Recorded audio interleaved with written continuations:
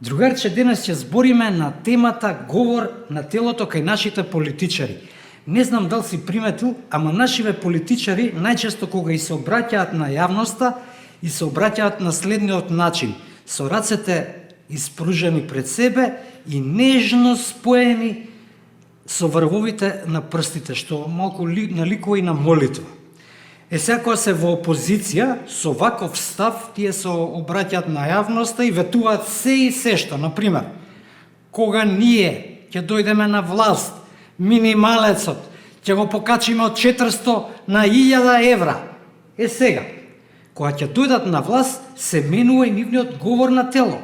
Веднаш дланките се спојуваат, се лепат една до друга, ама нагоре останува средниот прст, што во превод значи ништо од 1000 евра може да се живее и со 400.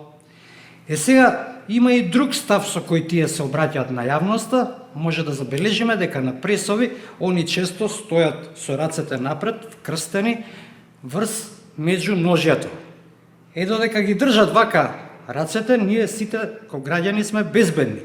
Опасноста доаѓа кога ќе ги тргнат рацете од меѓу ножјето. Што сакаат да кажат со тоа? Сега ќе ве клецаме наредни 4 години. Тогаш за нас е најдобро ние граѓаните да си ги ставиме рацете вака позади, на задникот, за да не настрадаме.